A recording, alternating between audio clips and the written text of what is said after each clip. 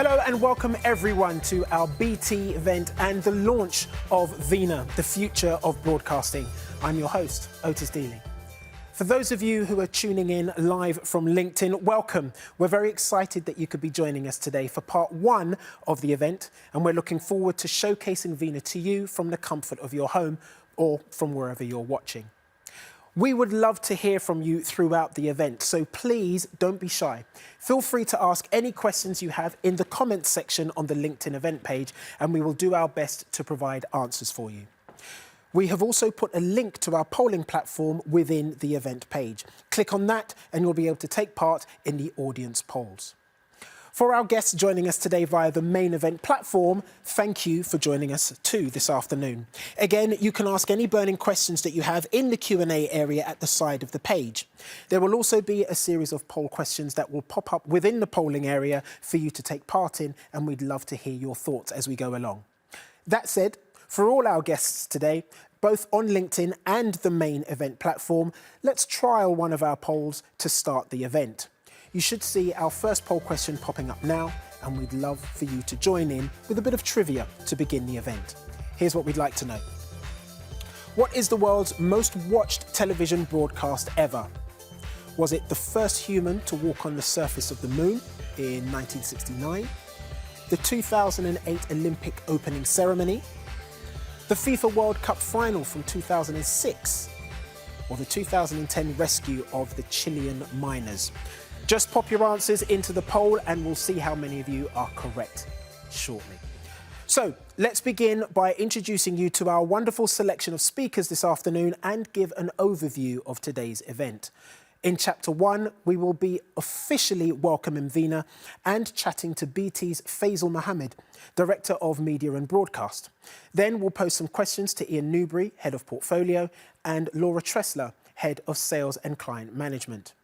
For Chapter 2 of our event, we'll be joined by an industry expert panel hosted by Mark Harrison, CEO of the DPP. They will be answering some of your questions around the future of live TV.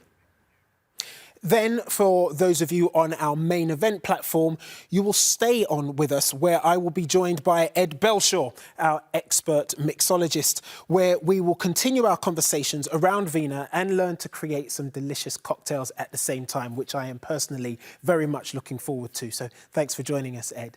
But before we begin, let's quickly check back to our polling system and see if anyone knew the correct answer. I can tell you that the correct answer was the 2008 Olympics opening ceremony, which was watched by 2 billion viewers. Thank you very much for answering that.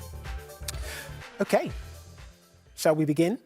Here with us today and to begin the event is Faisal, Director of Media and Broadcasting at BT. Welcome, Faisal. Thanks a lot, Otis. It's really great to have you with us today. How does it feel to be back in the studio? Well, I mean, the last time I was in a studio was only a month or so ago, but the size of that studio compared to this one is ridiculously minuscule. So I feel very good about being in this humongous space right now. It's great to have you here. Thank you.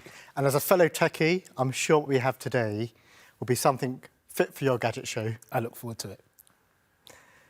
It's such a pleasure to welcome all of you today. Those around the UK, and some of you who've joined us internationally. Just on my way to the studio, the sun was shining, which means spring is in full flow. It's my favourite time of the year, and I'm sure as it is for most of you, which always means new beginnings, where everyone feels a renewed optimism. And certainly speaking, with many of you over the last few weeks, there's a sense of renewed energy and focus to take on some of the big opportunities ahead of us. But there's no doubt, this past year has been tough for all of us. This incredible paradox of audience figures shooting through the roof, advertising revenues plummeting, with the inability to make new content. And then there's a comeback of linear channels, something few could have predicted for 2020. Personally, since joining 18 months ago, media and broadcast and the industry, witnessing how everyone came together was quite something, and makes me something really proud to be a part of, and gives me such optimism of what we can achieve together. But as we go forwards, there are some big challenges and questions that have remained. How do we integrate linear with on-demand? Can major transformation happen while maintaining zero downtime? How do we realise operational efficiencies into savings that will allow more investment back into content? Then through all of this, how do we address one of the biggest challenges of our time, sustainability? At BT Media and Broadcast, our purpose is quite simply to create the best media experience for billions around the globe. And in our thinking, we've considered the entire ecosystem so we can better serve you. And that's exactly why we've brought all of you here with us today. I'm immensely proud to share with you Vena. Vena is our smart broadcast network. The technical capability will allow for the potential integration of linear and on-demand. The focus on service means that it offers a really cool single interface that allows you to control your operation at the touch of a button, offering the realisation of those savings and a significant reduction in carbon footprint. The flexibility has been built in such a way to include other service providers, your existing systems and processes through really clever APIs.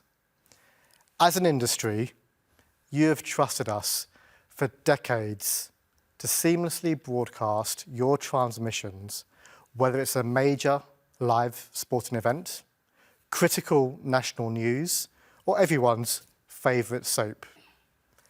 In building this smart broadcast network, it will allow you to evolve your operations wherever you are on your journey. So the moment we've been waiting for, Vena.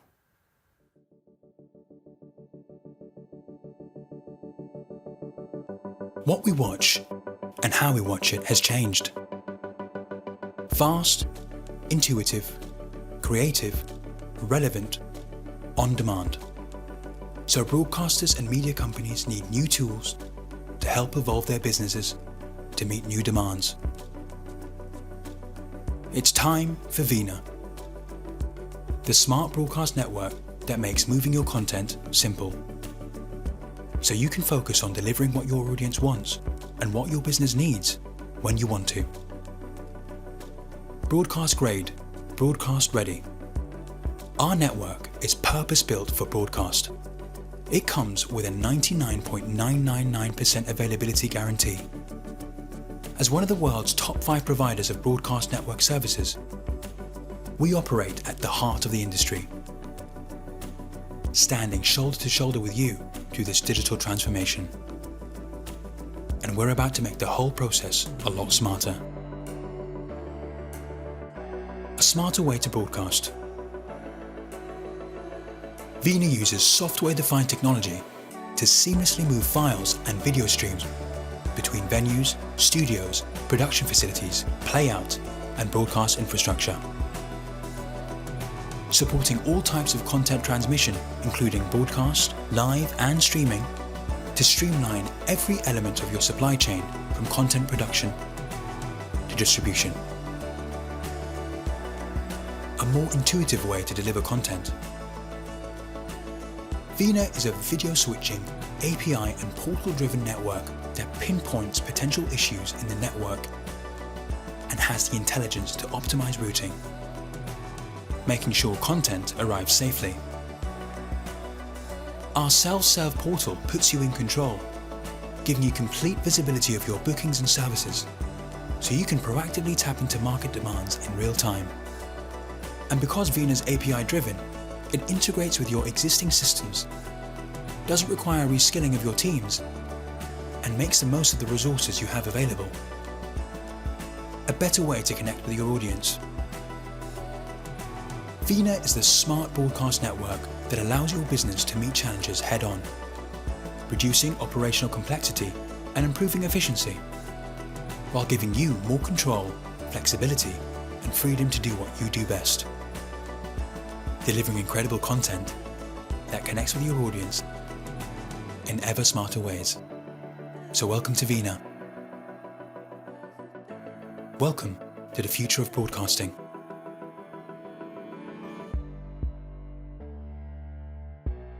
Speak to our team to find out more. Now that seems incredible, and Faisal, it seems to have a huge amount of capability. This is really transformational for the industry, and all of us at BT and Media and Broadcast are very, very excited. Okay, well, it's definitely transformational.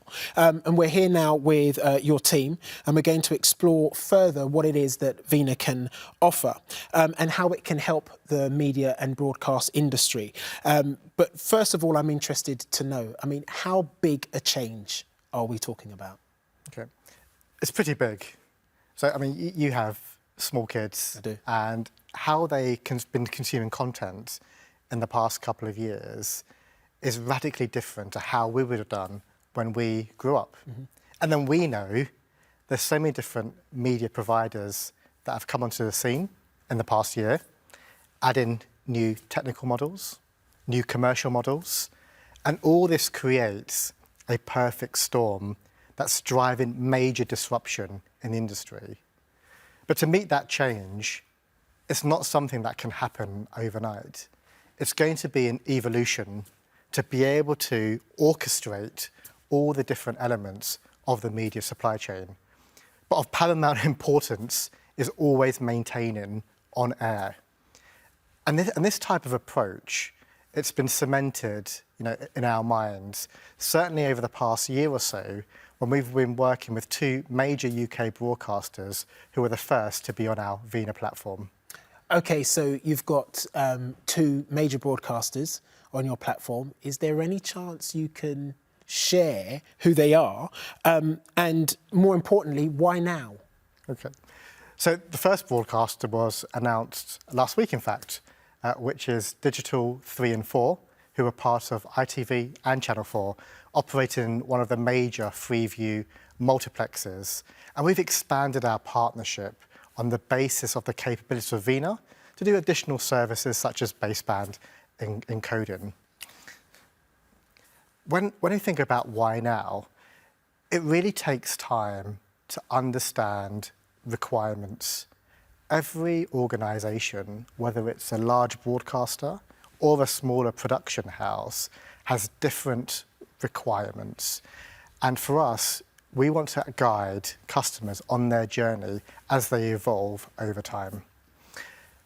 And the reason that we want to share this with the industry today is that with people planning this major transformation within their organisation, we want them to know they're not alone and we're here to help them.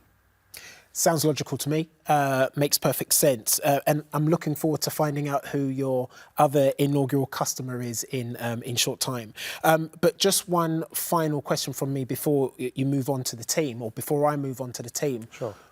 Why the name Vena? Vena, okay. We wanted a name that represented exactly what the smart broadcast network does. It connects everything. Now, Vena is like the blood vessel that carries blood from the capillaries to the heart, thus Vena. Okay, I get it. It's in your blood. Yeah. I'll say it. You can have that one for free. Faisal, thank you very much. We're now going to turn to two key members of your team, Ian Newbury, who heads up Portfolio Organisation, and Laura Tresler, who heads up Customer-Facing Operations. But before we get that started, we wanted to know from you, what is your biggest challenge in adopting new technology? So for all our guests on LinkedIn and the main event platform, let us know by answering the poll question that should be available now, and we'll touch on the results a little bit later on. Ian, My first question is to you. What does Vena technically do that makes it stand out? Thank you, Otis. So, Vena is our new smart broadcast network. It's smart because the functions are built in software, meaning we can change and upgrade faster and more flexibly than traditional networks. Also, it reduces carbon footprint through less hardware, reducing the need to send people and vehicles to sites to make those hardware changes, and using less power and space. And this helps us all become more sustainable. And the broadcast part is because it's a broadcast-grade network. As Laura will touch on later, in broadcast, we bring the moment to the world as it happens. We create lasting memories. So the network has to deliver, and it does. It's low latency, it's 5 nines availability, and it's focused on media transport and processing. And it's engineered to ensure your content arrives as and when you expect it to.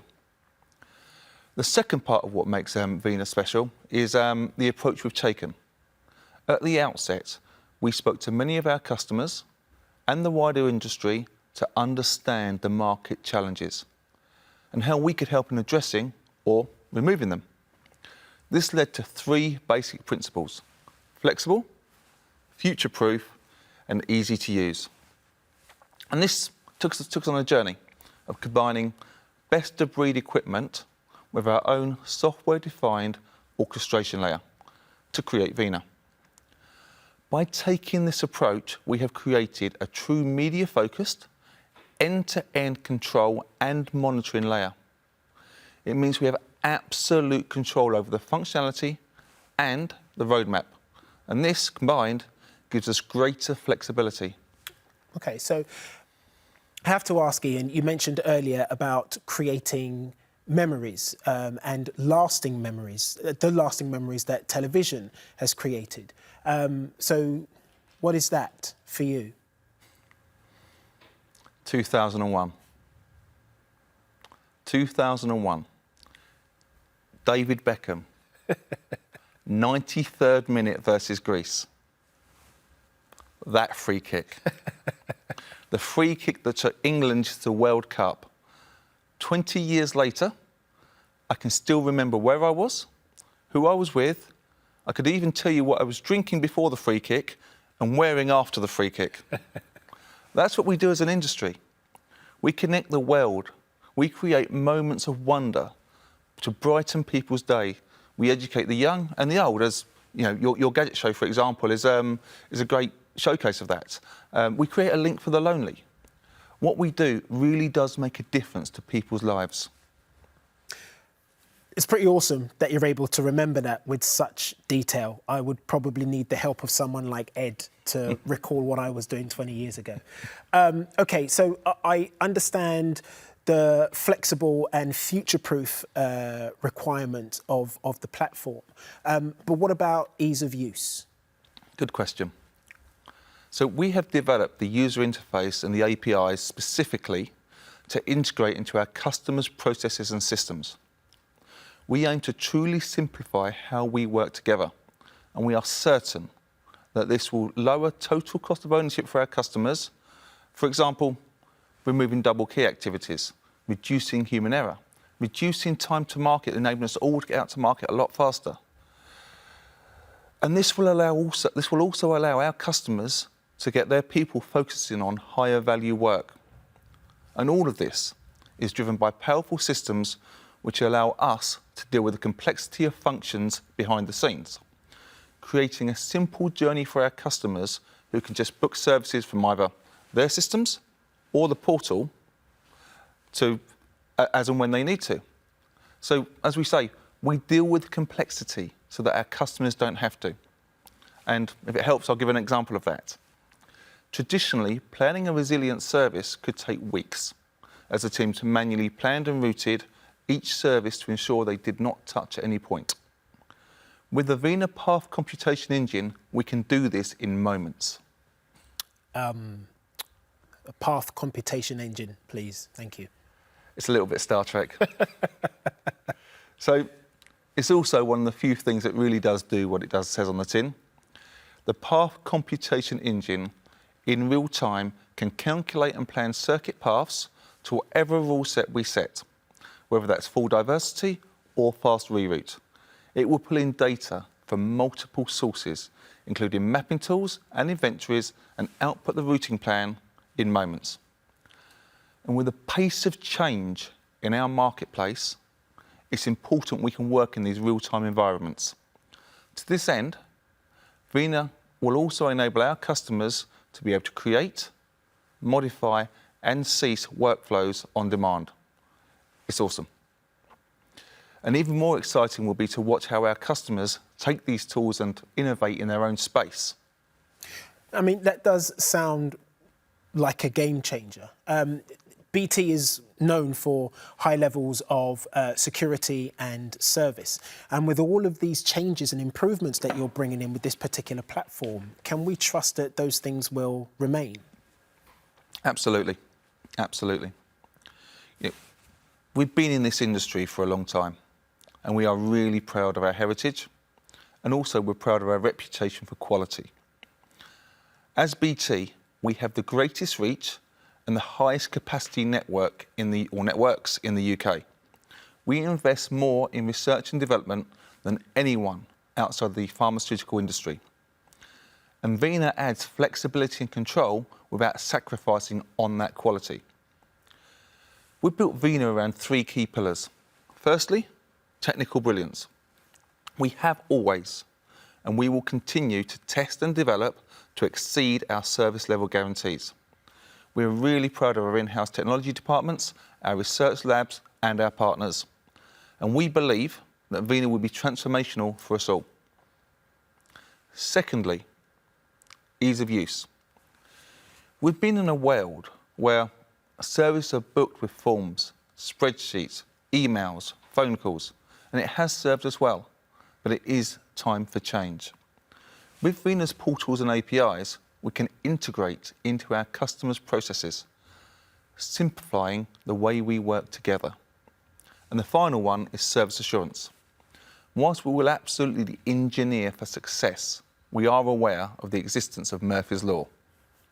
If it can go wrong, at some point, inevitably, it will. Or there are also going to be times when you want to speak to a human voice. And this is where we turn to our 24/7/365 International Media Centre housed at BT Tower. Our team support everything, from the managed service provision right through to the capabilities of Vena to preemptively reroute services if required. Our IMC never sleeps to ensure that our customers can. Okay, so that's definitely something that I can relate to on some level, because even as a consumer, the amount of user applications is increasing all the time. So just finally, before I move on to Laura, to talk through some examples of how Vena can help different types of media organisations. I've heard the future of broadcasting mentioned quite a lot. To you, what does that mean? So, technology is changing so fast. We've seen the convergence of broadcast and IT technologies, and we've seen the broad adoption of cloud. Whilst Vena is fundamentally a network, we're enabling our customers to operate a connected supply chain through their operations. And what do I mean by connected supply chain? We're going to be bringing more to Vena than just broadcast-grade network connectivity. We're already building out data centres connected to the network for virtualised services. And we're also exploring applications to run in the network. As an industry, we're used to siloed functions and taking content to where it needs to be. And we're going to turn that on its head. And we're going to bring all the processing into the network. So whether it's transcoding, running remote production applications remotely, we have the potential to build the network. And as we bring the rest of our portfolio online, such as outside broadcast, facility line and global connectivity, we will have the future of broadcasting. What we're launching today is just a start, Otis. And I'm really excited about the journey that we're about to go on, because we believe we can remove a lot of cost and a lot of complexity from this marketplace. And I can't wait for our teams to get together with our customers and create joint roadmaps. With the flexibility and the opportunity in front of us, we believe, we can transform this market and continue to entertain new generations and existing alike. Well, by the sounds of it, it's going to be an incredible journey. So thanks very much for that, Ian. Thank you. OK, so whilst you've been chatting to me, we asked you guys at home to kindly answer our poll, where we asked you, what's the biggest challenge in adopting new technology? And overwhelmingly, over 50% of you have said that it's integration with existing systems. That's been the biggest challenge to adopting new technology in your business. The good news is that Laura will touch more on that in just a moment. So, following on from your answers in our poll, we are joined now by Laura Tressler, Head of Client Management, to discuss what Vena can offer to you. Lovely to meet you, Laura. You too, Rota. So my first question is, we've heard about why the market is ready for Vena and some of the capability the network has, but what types of media organisations will really benefit from Vena and why? Well, thanks, Otis. First of all, we're really proud here at Media and Broadcast. We've been supporting a variety of different organisations to transmit their live video and broadcast right around the world for over 60 years. Having delivered FIFA World Cups to sports broadcasters, royal weddings right across the world to Australia, this year getting the Premier League going remote with Project Restart, that was in partnership with our production organisations, and we've put locations like Tokyo on the network to get ready for the next Olympics. So we're investing heavily in regions like Asia-Pac, working in conjunction with our international broadcasters. And it's always delivered some incredible service results. But there's been so much progression in this market over the last few years, and that's meant that three types of organisations come to mind when you ask me that question. The reason for those is that these types of organisations have seen an accelerated progression, and that has presented opportunity. So I'm going to talk a little bit more about today our international broadcasters, live sports broadcasters and production organisations. The first being international.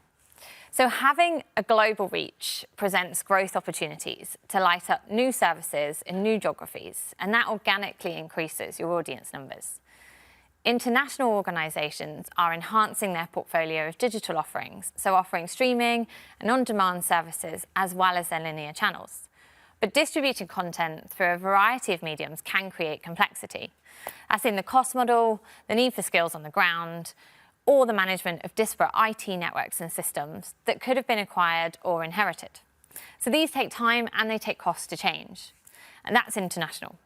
So look, Otis, are you a sports fan? Yes, strictly armchair business, but track and field mostly. Perfect. I'm a keen runner, so that's right up my street. Leads me on nicely to our second organisation, which is a live sports broadcaster. For these organisations, occasional use networks are key, and the pandemic has shown that they have to be ready for all eventualities, be that no sport at all on TV or the pace at which they need to bring it back. I'm sure you'll remember the day that sports came to a halt in 2020. So, as we move that back into, they have to be prepared for all eventualities. We know that the world loves to watch sport. We want to watch a really wide variety and in real time and at superb quality. So the opportunity comes for sports broadcasters. If they can be flexible enough to adapt to change, then they can stand out from their competition and offer a standout experience across a wide variety of content. So live sports broadcasting takes me neatly on to third type of organisation, which is production.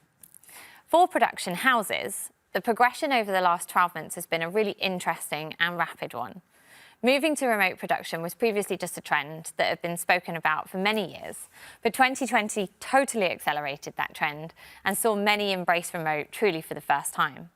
And what was great about this progression is it wasn't just about lowering costs. The broadcast world is now committed to reducing carbon footprint, and remote production is a key way of delivering this. OK.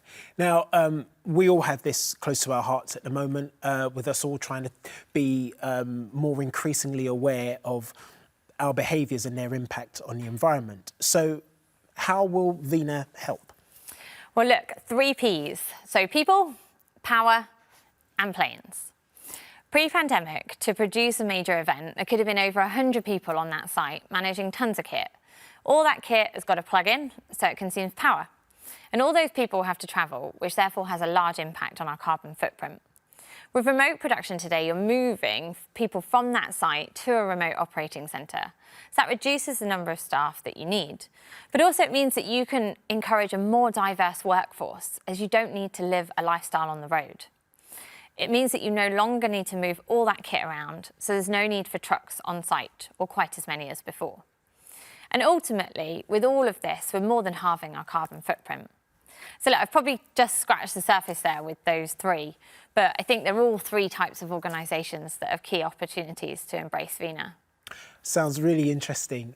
Can you tell me a little bit more about what they will actually be able to do using Vena? Yeah, absolutely. So for this bit, I'm going to give you an example of launching a new reality TV show. And I'm told that you are a natural at reality TV, with your first ever appearance maybe being on Blind Date. Lies. So I was thinking you could maybe take the role as our host for this imaginary show. Hosting I can do. Yeah. So look, reality TV shows are on the rise, and love them or hate them, there's some brilliantly produced content out there. So what if, as an international broadcaster, you want to test whether there's a market for you in, let's say, Japan? You can't yet make the business case work for long-term investment until you can prove that you can capture your audiences. So the first thing you need is flexibility. So using Vena, you can put a point of presence in Tokyo, for instance, and you can take that on a 1-month rolling contract. You can access other broadcast gateways right around the world to pick up content such as the BT Tower, and you can choose to do that with a fibre or an internet connection. The hardware will be pre-configured, and that will make your installation fast. So in 6 to 9 months' time, Otis, when you're the next Japanese TV star, the broadcasters will be able to switch from their monthly model to a yearly contract without any upheaval. Okay. Yeah, I think I can handle being a reality star and host star in Japan. Yeah, keep it far away from home. So look, I'm going to bring you way down to earth now into a lot more of the real life. So let's talk about sports and production. So I'm going to get you to switch your mindset from being that reality show star to head of production for a production organisation. You log into Vena and you see a map of the world, and you see all the stadiums that we're connected to there. You click on one of those venues and you can see all your bookings and the costs associated with them. You can manage how long each of these are booked for, right down to the hour, so you can plan in that 8 or that 6-hour testing schedule. And you can decide on the quality of the video that you want to offer, depending on the event. So you can embrace a choice of compression standards, be that uncompressed, JPEG XS, or MPEG video. It means you can select the right option for the event to fit with both your budget and the broadcasters. And as head of production, you've got to now reduce your carbon footprint, because I've just given you that as a target. So you need to find sustainable suppliers. So you want to embrace remote globally. You want to produce more events simultaneously. So you're planning on setting up a new remote operating centre. That'll help you to enable to meet your sustainability targets and to grow. Okay. Do I get to choose where in the world I want to set up my ROC? As we're imagining, totally. All depends on your weather preferences, obviously. So whether you choose Mumbai, Scotland, or Manchester, you'll want to know that the quality of the feed is going to be flawless. And you're planning on using that same remote production team to produce a new spring wildlife show at the same time as an FA Cup match. This means that you'll be able to maximise the reduction in costs and the carbon footprint. And sports like Formula One or MotoGP have already embraced remote to a degree, but if we can enhance that further with a flexible commercial contract, it will go a huge way to transforming this industry. Okay, I'm going Mumbai, by the way, if that's okay. Well, I'll choose to work from... We've been to Japan and Mumbai now, so... Yeah. All of that sounds fantastic, brilliant, and these are opportunities not to be missed, in my opinion. What's been the evolution of Vena and why? Well, look, let me give you my view. I joined this industry just over 12 months ago, and I've loved every minute of it. my biggest observation is that what this industry does is super important. We contribute so much globally to their economies in the creative sector. Public service broadcasters offer so much more than just good TV. It's about keeping our nations informed, reporting on unbiased news, which is so important today. And of course, we keep the world abreast of all the events happening, be that conflict, politics, or joyous events. No broadcaster can afford to be off the air. So for those reasons, traditionally our networks have been designed for each individual, and rightly so bespoke, but they are private. Organisations have got a much wider choice of providers, and these vary in price, resiliency, and sometimes security. And the evolution of cloud has brought consumption-based models into the market. So broadcasting has recently ended up in this cost resilience conundrum. They need to be competitive, but they also need to manage risk. And with broadcasters now needing to widen their portfolios and offer a digital portfolio too, traditional networks haven't offered the ability to integrate streaming and on-demand services with linear services in the same contract. Our customers tell us that managing the new technologies at the same time as keeping linear technologies is a key challenge. So organisations have ended up with a slightly fragmented supplier base whilst they're trying to manage the change. So what organisations need their network contracts? Well, what they need from their network contracts is flexibility and future-proofing. Traditionally, network contracts have offered 12-month or 3-year terms, and that's changing now. I mean, if we take the UK weather the way it was over the bank holiday weekend, a cricket match might not have even made it to 3 days that it was intended to. And although I'm not a follower, I was told that a recent boxing match only made it to 1.5 minutes. So the ability to consume network when it's needed and without penalising the smaller base of customers who can't afford to take longer contracts is super important. And what's interesting as I talk to you about this is that together we've got to get ahead of these trends. It's our job as the supplier to the industry to help organisations embrace their opportunities. And we've created a way with Vena that does that. You don't have to compromise on quality. Our teams want to offer you that personalisation. And we've designed the ability to integrate cloud and linear in the same contract. You team that with the commercial model that we've designed on Vena, and it really is here to support your journey. So echoing those 3 key pillars we've talked about and Ian talked about throughout, you can offer technical brilliance with robust service assurance on a flexible contract with Vena. Okay. Laura, thank you very much. It really does feel like Vena is going to support the broadcast industry on their journeys. What's the one call-out that you have for the industry?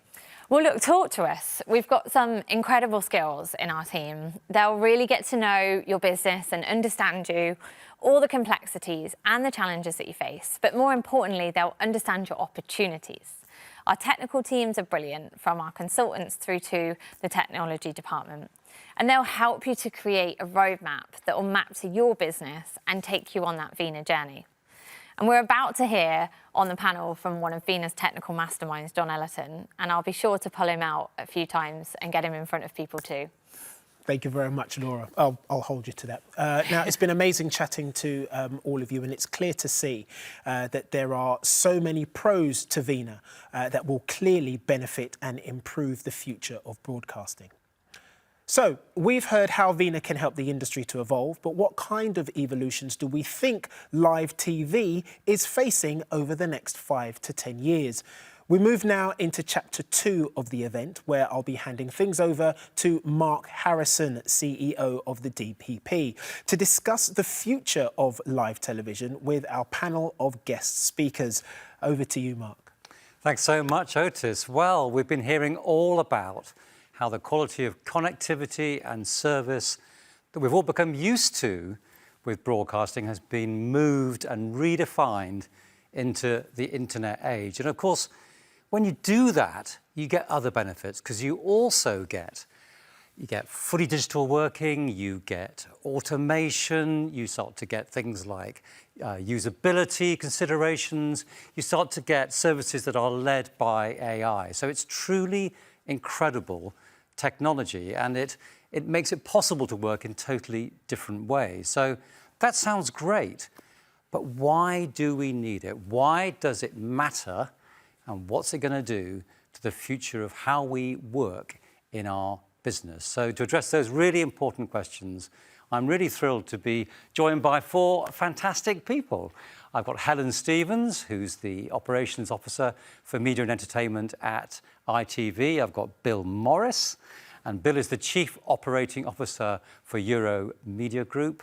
I've got Barry Flanagan, who's the Chief Strategy Officer for Aurora Media Worldwide. And we have the aforementioned John Ellerton, who is the Head of Media Futures at BT Media and Broadcast. So thank you all very much for joining us. Thrilled to have you with us. Bill, I'm going to start with you because the question I guess we have to ask ourselves is, what is it about the way that we've been working to date, the kind of networks that we've had, that started to become constraining? Why do we need smarter networks? It's not so much that they've become constraining. It's more to do with the huge amount of complexity that has now been added to the television process, and especially the live events television process. To give you an example, an average Premiership game, which is the meat and potatoes of the outside broadcast industry, now has between 10 and 15 stakeholders. So gone are the days of producing a linear feed to one broadcaster. Now you have multiple international and domestic stakeholders who want their feed in either I or P or in various frequency standards. And the delivery is extremely complex and very diverse. And therefore, our technical managers on site and our production managers who do the planning have to put an immense amount of time and effort into both controlling and managing those networks in real time. And Vena and networks like it are going to produce, I'm hoping, an opportunity for easy interface and the ability to manage networks on the fly in a live environment. So you're talking about much more agility around much more complexity. And Barry, is that your experience too? Because you've been working in different areas of live, and I think, true to say, often working with not such great budgets, but is this still important for someone like you? Yeah, definitely. And I think at Aurora, as you say, Mark, we specialise in live production, in particular for global sports clients and global sporting events. And I think it's definitely hugely important. I think for us, like one of the aspects that we're particularly interested is in how can we, on the one hand, drive efficiency in our costs and in vendor management and in the way that we produce the content. But then on the other side, it's how can we actually enhance the viewing experience? So how can we use the capability that smart networking gives us and the ability to work in a smarter way, more remotely than perhaps we have done in the past, not just to save costs, but actually to enhance storytelling. And that opens up really interesting possibilities around things like data-driven graphics overlays that we can integrate into our live production, the use of AR and VR, ways that we can actually drive fan interaction and involve the audience in the content. All of these things are huge trends within the industry because of changing audience behaviour. We have a fan base that we're serving now, which isn't just sitting there passively around a linear TV channel. They're multi-platform, they're interacting with the content, they're sharing the content, and we as creative production people have to respond to that changing audience behaviour. That's really, really well put. I mean, you're talking about a much sort of richer creative environment, and you're talking about production teams being really heavily involved in how those environments are created. So Helen, I want to come to you around this because we've heard today discussion of usability, and I think we're quite familiar with that term when it comes to consumer technology. But we haven't so much used that word around, the professional media sector. So why is that changing? Yeah, I think it's that shift, isn't it, from a very centrally controlled, when you wanted anything, you have to contact some kind of center who would then configure it for you. And actually that ability to self-serve, that culture of being able to just manage your own needs very, very quickly, very responsively, I think is something which we're seeing in all kind of sectors at the moment. And for me to think that I will no longer have to sit there and worry about whether we've actually extended the lines bookings far enough to cover Prince Philip's funeral, for example, will make life a lot easier, just to know that you've got that control in your own hands. And as I say, I think the whole self-service, the whole ability to be able to be master of your own destiny is something that people are really looking for these days. And Bill, is this important for you as well? It is. With complexity comes workload. And I'm very conscious of the fact that our long-suffering tech managers on site have to deal with these complex networks, as I've mentioned before, on the fly. Now, with the complexity comes opportunity also for our clients. And so it's self-perpetuating in a way. Our clients embrace the new ability to have complex feeds, etc., and far more interaction in their programs. But of course, that then brings the network problems associated with them. And having with our IP working at the moment, for instance, we have splash screens which are very easy to work your way around in terms of being able to match A to B. And in terms of network delivery, rather than looking at lists and lists of timings and local end numbers, etc., the ability to look at a plan layout of a network in a simple fashion will simply aid our staff on site to deliver timely. Yeah, that's so interesting, because I guess we're shifting away from a time when making live content was only for a very small group of highly trained specialists into something which is a bit more democratic, if you like, a bit more accessible. And John, I wanted to ask you about this, because we've got that capability, but why right now in the industry is it so important? Why do we need to make these capabilities more accessible? Yeah, thanks, Mark. It's a fascinating time, isn't it? And if you look at what's happened in over the past few years, technology from the world of IT has changed our industry so much. As a couple of the panelists have just been talking about, consumers are empowered with choice through all these OTT platforms and devices that they've now got. That's on one side, but then on the other side, technology now means that content production and distribution can be so much more connected, controlled, automated than ever before.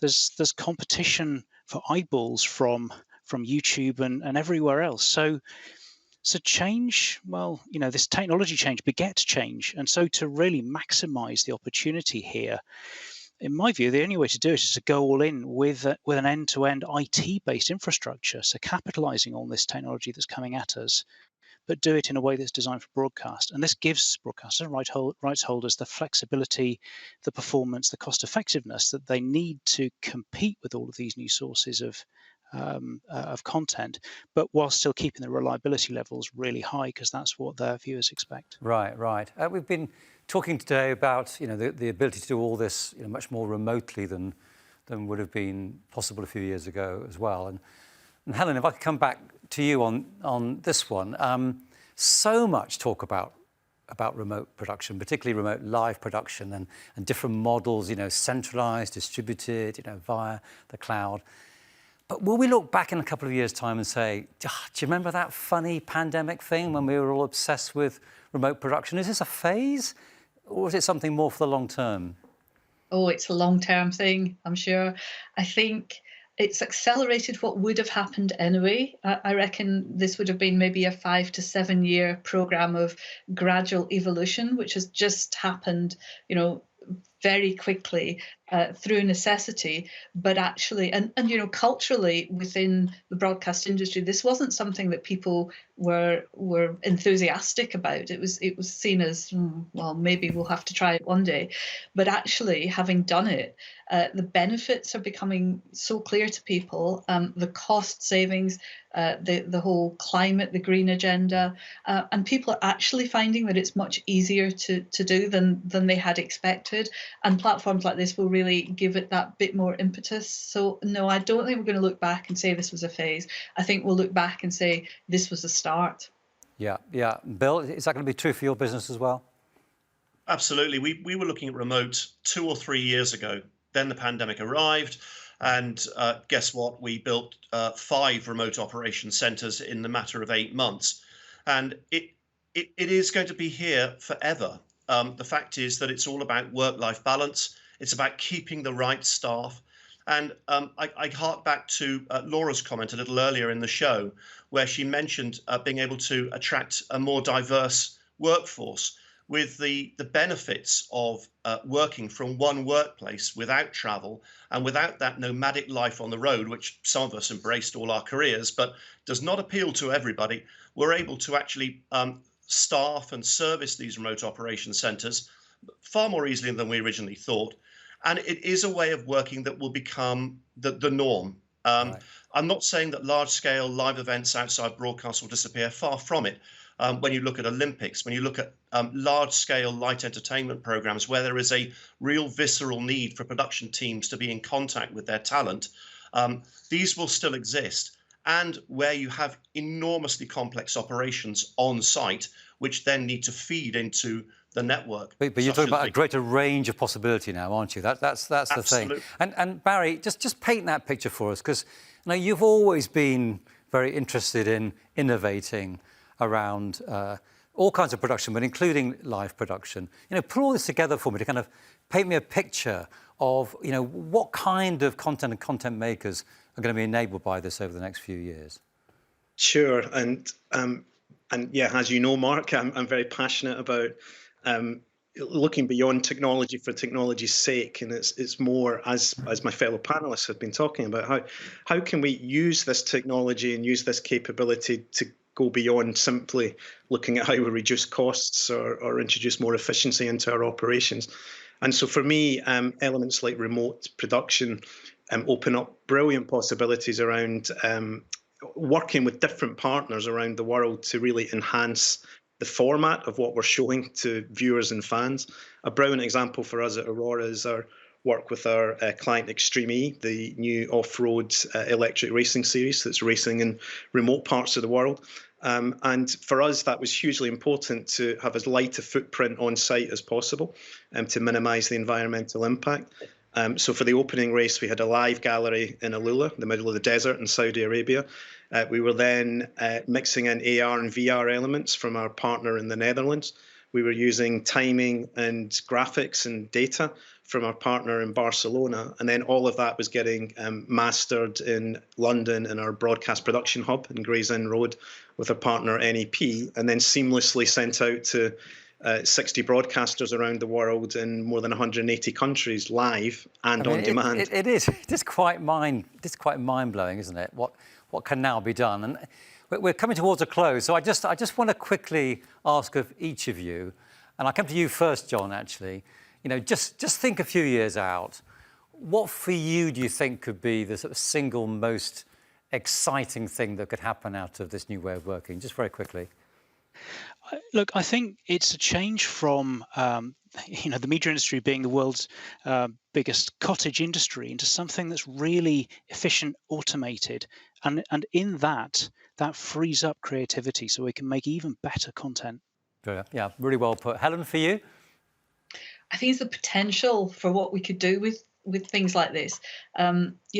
Using it to connect things together actually opens up a huge range of possibilities that mean that a lot of the traditional ways that we might think things have to be done can just be completely put behind us, and we have something fresh and much more functional, much more automated. As you say, taking the complexity and making it simple, for me, that's the most exciting thing. I love the use of the word fresh there as well. Bill, for you? With my corporate hat on, it has to be obviously commercial opportunity, but with commercial opportunity comes creative opportunity, and that means better telly. So that's got to be the driver. And Barry, you've got about 10 seconds. Go on, in a few words. Theme, better, much smarter, creative storytelling to make the viewer experience better for everybody. Marvellous, thank you, so well put. Well, look, thank you so much, the four of you, for making time for us today and for giving us such great insight. I could have talked to you all afternoon about this, and we will discuss it many more times in the future, I'm sure. So thank you all. And now, Otis, back over to you. Mark, thank you very much. Now, we'd like to hear from you guys at home. Thank you to everyone who has sent in their questions for us today. Our team have been chatting to you behind the scenes to answer most of your questions on Vena. However, I've picked out a few questions that I'd love to throw across to our speakers from earlier on. So we'll welcome back Faisal, Ian and Laura. We'll ask the questions. The first one I'd like to address to Laura. And the question is, does Vena provide instant pricing? Well, look, yes, it will do. So absolutely what we're building towards is the ability to go onto that portal, click to see the services you want and instantly get in your basket a price point for that tells you exactly how much it's going to cost for however long you want to have that in the ground. It's important we take you to get you to that point. So we need to work with individual customers to really understand their current estates and map that journey to Vena so that can become a reality. The minute they're in the ground and the portal is ready, you will be able to access that instant pricing. OK, thank you very much. Ian, has Vena been developed in-house or are there technology partners in the background? So we've worked with technology partners in the background and we've built the software layer in-house. So we've got the best of breed from the partners externally. And then we've got the software layer built in-house, and that gives us that combination of kind of proven technology, but also control and flexibility through the software layer. OK, thank you. Faisal, how would adoption of Vena affect existing long-running connectivity agreements with BT? OK. So we're really proud of our long-standing partnerships that we have with all of our customers. But much of what we've talked about today is an evolution. And with that evolution will be how the commercial and the contractual models work between BT Media and Broadcast and our customers. So I really invite people to come to speak to us to talk about how we can understand their requirements and move on to Vena into the future. OK, thank you very much, everybody. I'm afraid that's all we've got time for. Thank you very much for sending in your questions to our Q&A, and our team will continue to answer them directly following the event. An amazing event has taken place today, and it's been such a great insight into the new platform. It seems that Vena truly is the future of broadcasting. It has been really good to be here with you all today and to be part of this exciting launch. I will pass back to Faisal to share a few final words before we say goodbye to our LinkedIn Live viewers and head into the next chapter on the main event platform. Faisal. Thanks a lot, Otis, and thanks to all of our speakers that have joined us today. It's been a real pleasure having you all be with us. So for everyone that's been listening over the course of today, you've heard how Vena can enable the future transformation of the industry through our smart broadcast network. And we look forward to speaking with you over the coming hours, days and months. Thank you. Thank you very much, Faisal. Now, sadly, as I mentioned, this is where we say goodbye to those of you that have joined us today from LinkedIn Live. Thank you so much for being part of the premiere for Vena. You're some of the first people to hear how this amazing platform will transform the future of broadcasting. And it's honestly been a pleasure to host the event for you. I hope you have a wonderful evening.